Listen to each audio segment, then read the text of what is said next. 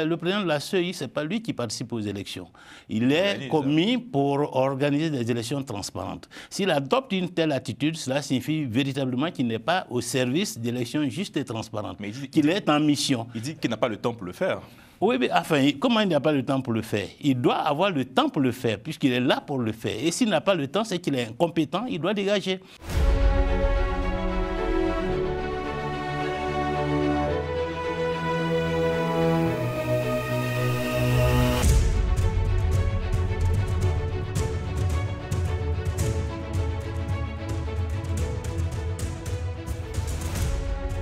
Bonsoir à tous, nous recevons ce soir Pascal Affi-N'Guessan, ancien Premier ministre et président du Front populaire ivoirien. Bonsoir. Bonsoir. Merci d'avoir notre invitation.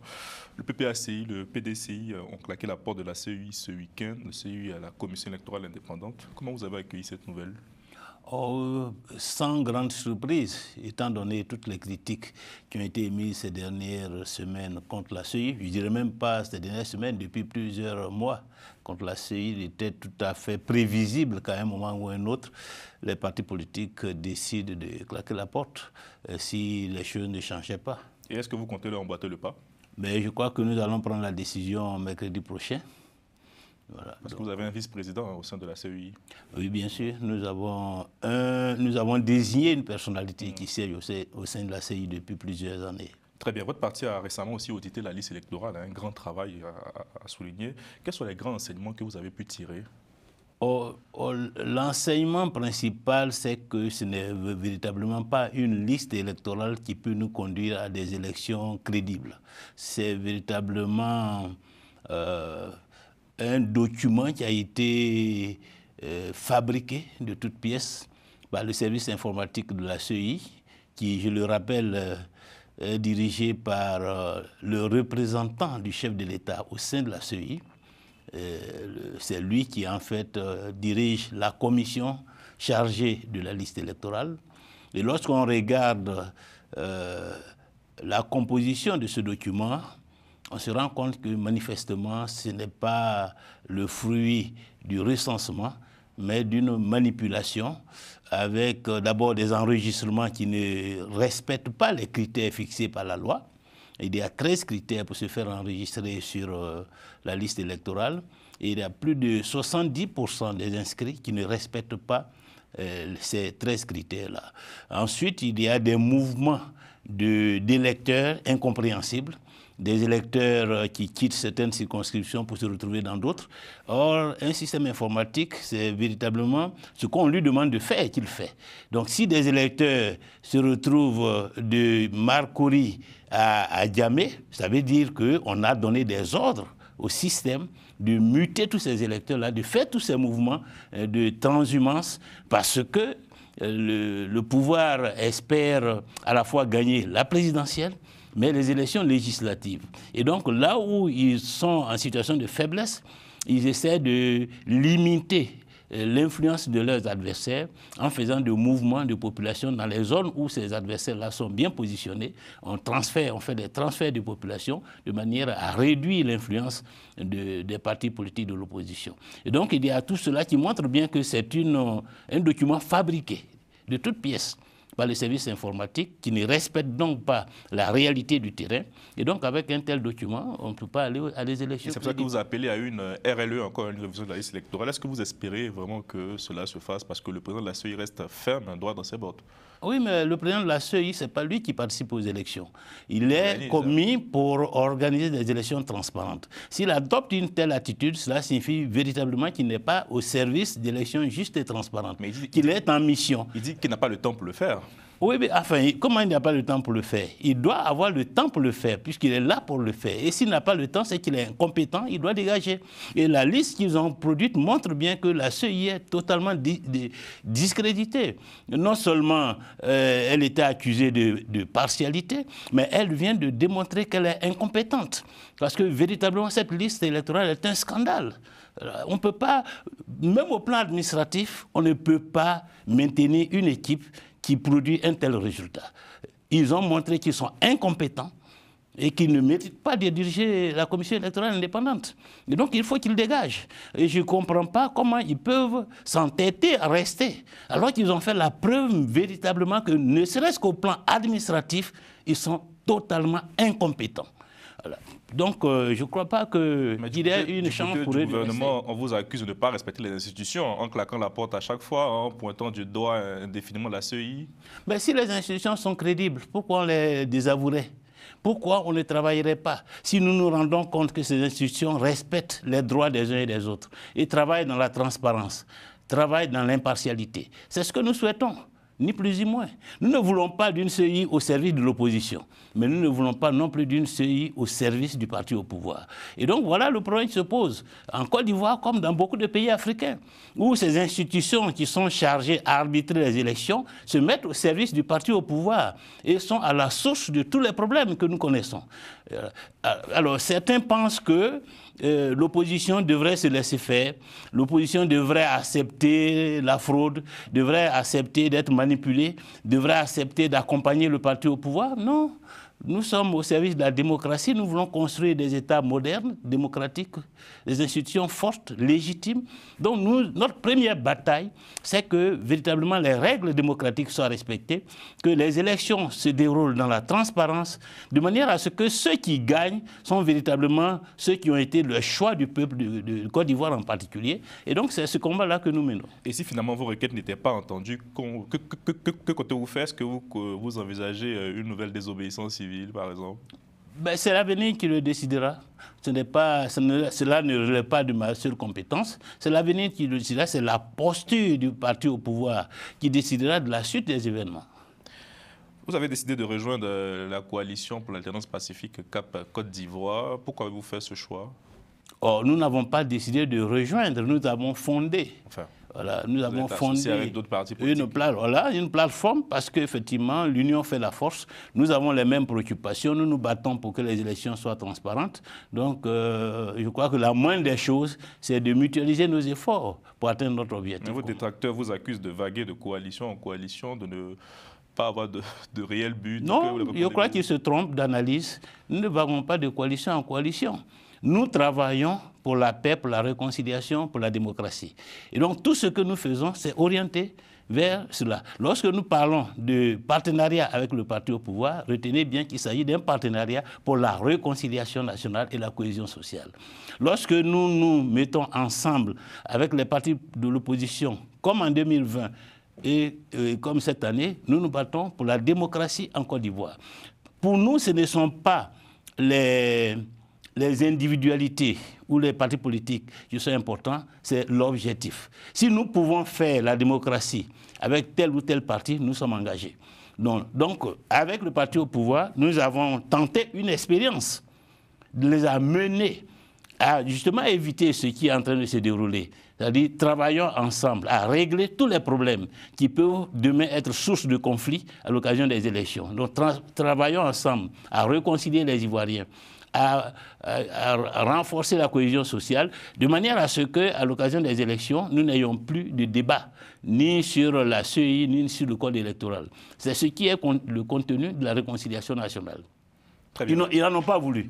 Donc, s'ils n'en ont pas voulu, il faut que nous travaillions avec ceux qui en veulent pour que nous puissions atteindre cet objectif. En tout cas, 25 partis politiques sont réunis au sein de cette coalition, mais le gouvernement ne semble pas être inquiet. Écoutez, par exemple, les propos du porte-parole du gouvernement. Il dit, je le cite, « Dans cette coalition, si vous regardez bien, il y a un seul parti qui a à la fois des députés, des maires, des présidents de conseils régionaux.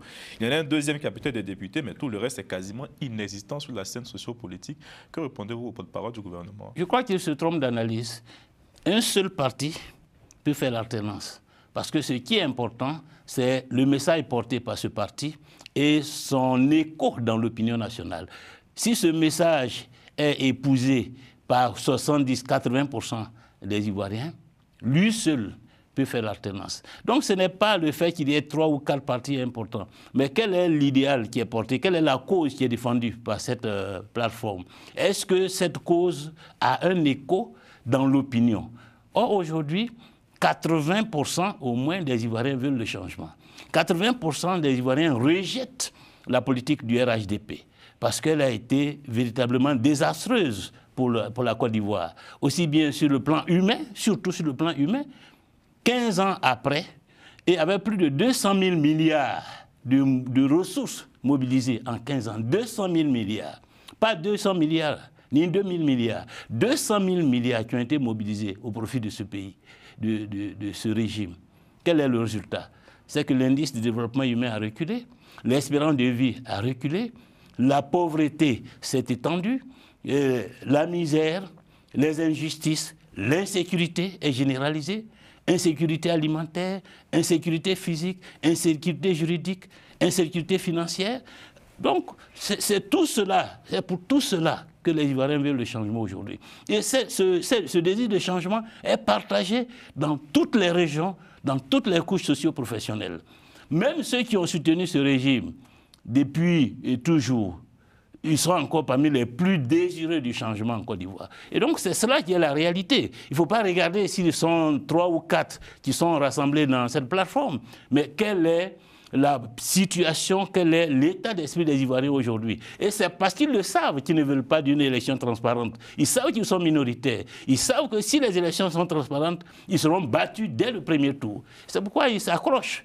S'ils étaient sûrs d'avoir l'adhésion des Ivoiriens, ils ouvriraient le jeu démocratique. Ils feraient en sorte que la liste soit propre et que les élections soient transparentes. S'ils s'accrochent, s'ils se refusent le dialogue, c'est parce qu'ils savent qu'ils sont minoritaires. Et est-ce que ce défi de changement peut permettre l'émergence d'une candidature commune via cette coalition que vous avez, cette plateforme que vous avez créée? Mais il appartiendra aux partis politiques rassemblés dans cette plateforme de le décider. Alors, il leur appartient de décider et je pense que ce sont les événements aussi qui pourraient nous amener à envisager une telle éventualité. Vous n'excluez pas un tel scénario aujourd'hui? Ce n'est pas exclu. D'autant que dans tous les cas de figure, si nous sommes ensemble et qu'il y a un deuxième tour, tous les partis politiques de l'opposition seront amenés à se rassembler derrière celui qui aura été retenu pour le deuxième tour. Donc l'idée de se rassembler derrière un candidat à un moment ou à un autre, c'est une idée qui est présente dans la conscience des uns et des autres. Le PPACI n'a pas rejoint cette coalition. Est-ce que vous regrettez cette démarche? Est-ce que vous leur dites, venez, c'est ici que ça se joue? Je pense que les événements vont nous amener à cette éventualité. Même si dès le départ, nous n'avons pas été ensemble, mais les circonstances vont nous mener nécessairement à une mutualisation de nos efforts. C'est une erreur, selon vous, de leur part? Oh, c'est une réalité. Voilà, c'est la réalité politique. C'est l'histoire de ces dernières années, l'histoire politique de ces dernières années qui a amené justement à cette disposition des choses. Mais il nous appartient d'agir de manière à contourner les difficultés et à aboutir à mutualiser nos efforts, parce que c'est cela aussi la forte attente de nos compatriotes. Est-ce que vous avez rencontré le président Gbagbo ces derniers jours? Pas encore, mais je pense qu'à travers les messages, par exemple, la délégation qu'il a... Depuis son retour, aucune rencontre officielle. Oui, mais je ne suis pas le seul qui n'a pas encore rencontré. Enfin, oui, et vous savez bien qu'en général, les bonnes choses se font toujours à la fin. Donc pour moi, ce n'est pas le plus important. Ça laisse quand même plusieurs interprétations. Oui, évidemment, mais je pense qu'il faut Pourquoi tant de protocoles pour vous rencontrer? Vous étiez son ancien Premier ministre quand même à l'époque. Il ne faut pas faire preuve d'impatience en pareille circonstance. Parce que lorsqu'on veut construire dans la durée, on prend le temps de préparer les choses et je suppose que c'est ce qui est en train de se faire. Dans tous les cas, comme vous l'avez certainement noté, nous avons été invités à la fête de la Renaissance le week-end dernier. Nous étions présents avec une forte délégation qui a été vivement saluée par les participants. Ça veut dire qu'au-delà de l'organisation, il y a un esprit qui est partagé. Très bien. Quel regard portez-vous sur le feuilleton juridico-administratif autour de la candidature de Tidiane Thiam, votre allié dans cette coalition? Mais je trouve cela dommage qu'en Côte d'Ivoire, nous ayons à chaque élection un problème de nationalité, un problème de candidature. Et je pense que nous avons intérêt à faire en sorte que les processus électoraux futurs ne s'inscrivent pas dans ce contexte de tension, de suspicion, d'accusation, de tentative de bloquer telle ou telle candidature. Tout cela constitue des défis à relever pour la démocratie en Côte d'Ivoire. Et c'est pour tout cela aussi que nous nous battons. En tout cas, à gauche, à l'heure actuelle, Laurent Gbagbo, Charles Goudé ne peuvent pas compétir. Est-ce que vous, aujourd'hui, vous envisagez sérieusement un scénario d'une élection sans ces deux candidats de la gauche ivoirienne? Est-ce que vous vous positionnez comme l'alternative aujourd'hui? Non, nous n'imaginons pas un scénario où nous pourrions bénéficier, je dirais, de l'élimination de certains candidats. Parce qu'ils ont le droit de participer en tant qu'Ivoiriens, de participer au jeu démocratique. Ils ont le droit de compétir. Et donc, nous nous battons pour que ceux qui doivent compétir ne soient pas injustement éliminés. Si demain, ce n'est pas le cas. Mais si demain, ce n'est pas le cas, bon, mais il nous appartiendra ensemble de voir qui a été retenu et comment nous nous positionnons autour de celui qui aura été retenu. En tout cas, il y a plusieurs candidatures à gauche. Qu'est-ce qui fait la particularité d'Afin Guessan? Pourquoi il faut porter son bulletin de vote sur votre nom aujourd'hui? Mais j'ai eu plusieurs fois l'occasion de le dire, hein, parce que je pense que l'histoire me positionne comme celui qui peut faire, je dirais, le trait d'union entre l'ancienne génération, celle qui est en train de s'effacer, et la nouvelle génération qui aspire à gouverner la Côte d'Ivoire. Il y a aussi Simone Gbagbo, hein? Oui, bien sûr, mais chacun a ses atouts, chacun a ses limites. Personnellement, je considère que j'ai accumulé suffisamment d'expérience. Comme elle? Pas de la même façon. Moi, j'ai été maire, j'ai été président du conseil régional. Je ne voudrais pas, je dirais, dévaloriser ses atouts, mais elle a des atouts que je n'ai pas, j'ai des atouts qu'elle n'a pas. Et particulièrement en ce qui concerne la connaissance de l'État, il faut reconnaître que j'ai un peu plus d'atouts qu'elle. Pour avoir été ministre, Premier ministre, même en termes de gestion des institutions locales, les mairies, conseils régionaux, etc. Donc, elle a des réels atouts. Il faut le reconnaître. C'est une militante de premier rang, tous les Ivoiriens la connaissent, elle est connue de tous les Ivoiriens pour le combat qu'elle a mené. Mais évidemment, chacun prêchant pour sa chapelle, je dirais que j'ai des atouts pour être une personnalité qui peut faire la transition. J'ai des atouts pour avoir une posture de réconciliation, de cohésion. Or, la Côte d'Ivoire, divisée depuis 30 ans, a besoin de rassembler ses fils, de tourner la page de ses violences, de construire une nation unie, une nation fraternelle, une nation démocratique. Et je crois que les Ivoiriens me reconnaissent quand même pour avoir une position de modération. Et même ce que vous me reprochez à travers le partenariat avec le RHDP montre bien que je suis capable de faire preuve de dépassement, puisque c'est ce RHDP qui m'a arrêté en 2011, qui m'a maintenu en prison pendant 2 ans et demi. Mais je n'ai pas hésité à me rapprocher d'eux, parce que l'intérêt national l'exigeait, parce que la réconciliation nationale, nous ne pouvons la faire qu'ensemble.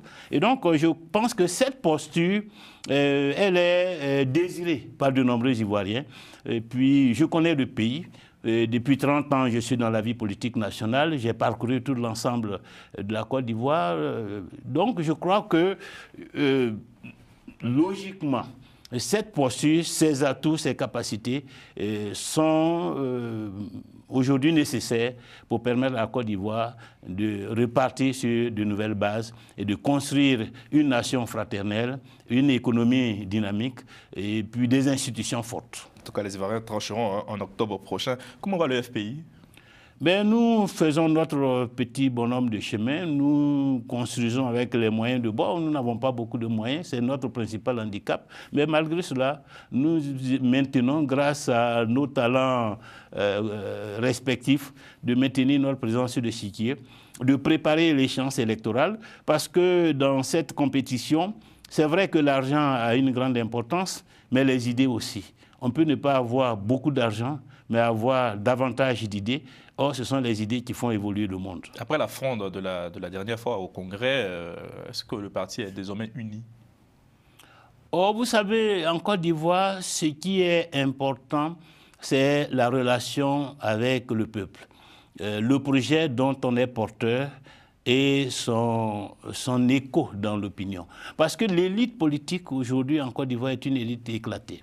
Voilà. Et une élite qui est aussi traversée par plusieurs courants, des gens qui sont plus souvent à la recherche d'intérêts personnels, des gens qui sont à un moment donné fatigués de mener la lutte et qui ont envie de s'arrêter, de capitaliser ce qu'ils ont pu accumuler. Et donc cela fait que vous ne pouvez pas, je dirais, éviter ces mouvements de cadres. Et même au sein du PDCI, vous l'avez vu ces dernières semaines, des mouvements de cadres. Donc, mais vous voyez bien que ces mouvements n'ont véritablement aucun impact significatif. Enfin, il est dit de partir aujourd'hui avec une grosse partie de votre famille politique. C'est vos anciens amis, Dago Pierre et... Avec qui? Surtout si c'est pour rejoindre le RHDP. Je ne vois pas aujourd'hui... Aujourd'hui, l'opinion nationale est divisée en deux.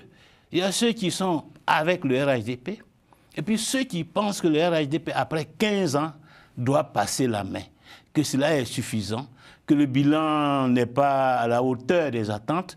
Et cette appréciation, elle va au-delà de l'opposition traditionnelle que nous connaissons depuis 2011 jusqu'en 2020. Donc, si vous rejoignez le RHDP, vous n'apportez rien. Voilà. Parce que ce n'est pas les personnalités qui comptent pour les Ivoiriens aujourd'hui. Ce qui compte pour les Ivoiriens sont les projets politiques. Qu'est-ce que vous avez comme projet pour la santé, pour l'éducation, pour l'emploi des jeunes, pour la situation des femmes, pour le revenu des paysans? Donc si vous rejoignez le RHDP, c'est-à-dire que vous alignez sur le bilan du RHDP. Vous allez assumer le bilan du RHDP. Donc ce n'est pas cela que... En tout cas, il l'assume. Dago Pierre, c'est à votre place ici, la dernière fois, a assumé en tout cas de soutenir la candidature de... Oui, mais c'est son droit. Oui, c'est son droit. Mais ce que je voudrais vous dire, c'est que au sein du Front populaire ivoirien, il faisait partie les radicaux anti-RHDP. Alors, qu'est-ce qui l'a poussé ces dernières semaines? C'est le fait d'être devenu adjoint au maire de Big Togo. Et donc, la découverte de ce que représentent les intérêts matériels qui l'ont amené à changer. Mais cela montre bien aussi qu'il n'est pas crédible. Bien, une vidéo a circulé sur les réseaux sociaux où vous voyez pris à partie par un Ivoirien lors de votre arrivée à Paris. Comment avez-vous vécu tout ça? Que vous inspire cette séquence à quelques mois de l'élection présidentielle? Mais beaucoup d'inquiétudes, parce que je vois bien que le RHDP est dans une logique de violence. Et ce qui est préoccupant, c'est que ce sont eux qui sont au pouvoir. Et habituellement, ce sont les militants des partis d'opposition qui sont dans des logiques de confrontation. Or, aujourd'hui, lorsqu'on parcourt les réseaux sociaux, la presse, les menaces d'agression, d'assassinat émanent des militants du parti au pouvoir. Le parti lui-même a d'ailleurs été obligé de pondre un communiqué pour désavouer certains de ses comportements. Et cela est très inquiétant. Et je pense qu'il faut que les organisations internationales de défense des droits de l'homme, y compris même la Cour pénale internationale, s'intéressent de très près à ce qui se passe en Côte d'Ivoire. Parce que les risques de violence, d'agression et de crimes, ces risques sont réels. Et donc je crois que d'après les informations que j'ai, une mission des Nations Unies sera en Côte d'Ivoire dans les jours à venir. C'est déjà un bon signe, parce que ça veut dire que la communauté internationale commence à prendre conscience que le parti au pouvoir en Côte d'Ivoire est un parti dangereux, qui est une réelle menace à la paix et à la sécurité sous-régionale, et qu'il faut faire en sorte d'arrêter ce bras et de faire en sorte que la Côte d'Ivoire ne connaisse pas la situation de violence qu'elle a vécue en 2020. Est-ce que vous craignez pour votre propre sécurité actuellement? Évidemment. Si on peut émettre ce genre de critiques, ça veut dire qu'on est capable. Et je suis persuadé qu'au fur et à mesure que nous allons nous rapprocher de la date des élections, les menaces seront de plus en plus vives, les menaces d'agression, et que certains n'hésiteraient même pas à commettre l'irréparable s'ils en avaient l'occasion. Et c'est pour cela aussi qu'il faut que toutes les organisations qui travaillent à la paix, à la sécurité, soient vigilantes sur le cas de la Côte d'Ivoire. Une dernière question d'actualité internationale. Une personne que vous connaissez très bien, Mohamed Bazoum, au Niger, est toujours retenu en captivité. Est-ce que vous souhaitez lui adresser un mot? Mais évidemment, nous nous sommes battus, nous nous battons ces derniers temps pour qu'il recouvre la liberté, parce que son cas, sa situation est un véritable drame, un drame humain par rapport à une personnalité de ce rang qui est maintenue otage avec son épouse. dans un espace exigu depuis bientôt 2 ans. Nous considérons cela comme une grave violation des droits de l'homme, mais aussi pour le Niger, parce que Bazoum était en train de faire un travail immense pour consolider la démocratie au Niger, pour consolider la paix, pour juguler la menace terroriste. Malheureusement, ce coup d'État est venu remettre en cause tout ce processus et le Niger vit une situation difficile que nous condamnons. Et donc, il faut que les autorités nigériennes comprennent que le maintien en détention de Bazoum n'apporte aucune solution, que le Niger a besoin que Bazoum soit mis en liberté et qu'un processus de réconciliation se mette en place de manière à ce que les institutions légitimes puissent être mises en place pour conduire le destin du Niger. Donc nous appelons à la libération de Bazoum. C'est une urgence nationale, c'est une urgence internationale aussi. Merci beaucoup, Pascal Afeni-Guessan. Merci d'avoir répondu à nos questions sur Global Africa Télé Sud. Bonne suite de programme et à demain.